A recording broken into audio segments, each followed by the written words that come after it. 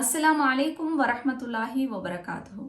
கடந்த வெள்ளிக்கிழமை கல்லலியான்னு செல்லக்கூடிய ஊர்ல மிகவும் அழகான ஒரு சம்பவம் ஒன்று நடக்குது. அந்த ஊர் மக்களை வியப்புல ஆழ்த்தக்கூடிய ஒரு சம்பவமாக அது இருந்துச்சு. அந்த ஊர்ல அல் மஸ்ஜிது சுபஹானி என்று செல்லக்கூடிய ஒரு ஜும்மா பள்ளிவாயல். அந்த பள்ளிவாசலுக்கு முன்னுக்கு ஜனாசா சேவைக்கு என்று சொல்லக்கூடிய ஒரு ஸ்டிக்கர் ஒட்டப்பட்ட வாகனம் ஒன்று சாவி கொத்தோட நிறுத்தப்பட்டிருக்குது.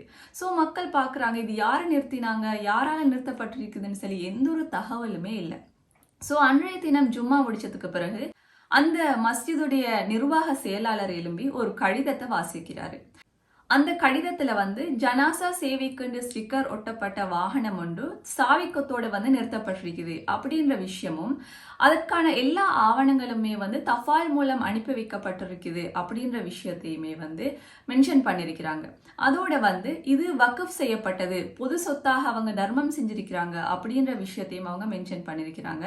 அண்ட் இந்த வாகனம் எவ்வாறு பயன்படுத்த வேண்டும் அப்படின்ற சில நிபந்தனைகளையுமே போட்டிருக்கிறாங்க.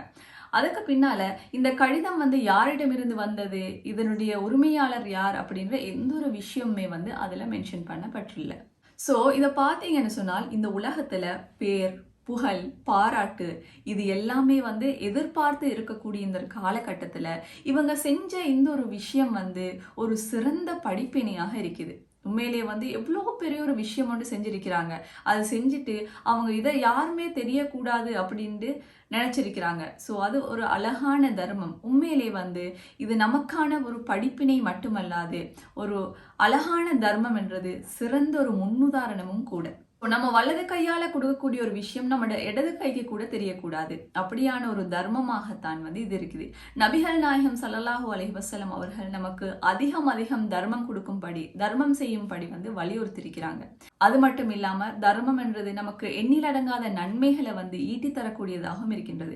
ஸோ நம்மளை சுத்தி இப்படி நடக்கக்கூடிய விஷயங்கள் ரொம்ப அரிதாகத்தான் இருக்குது. ஸோ எப்படி இருந்தாலும் கூட இப்படியான விஷயங்கள் நமக்கு ஒரு சிறந்த உதாரணமாகத்தான் இருக்க வேண்டும். எங்களுடைய வாழ்க்கையிலுமே அதை ஃபாலோ பண்றதுக்கு, அதை எடுத்து நடக்கிறதுக்கு ஒரு நல்ல இதுவாக இருக்கும். எனவே அழகான இந்த முன்னுதாரணத்தை நம்முடைய வாழ்க்கையிலும் நாம் எடுத்து நடக்க வேண்டும்.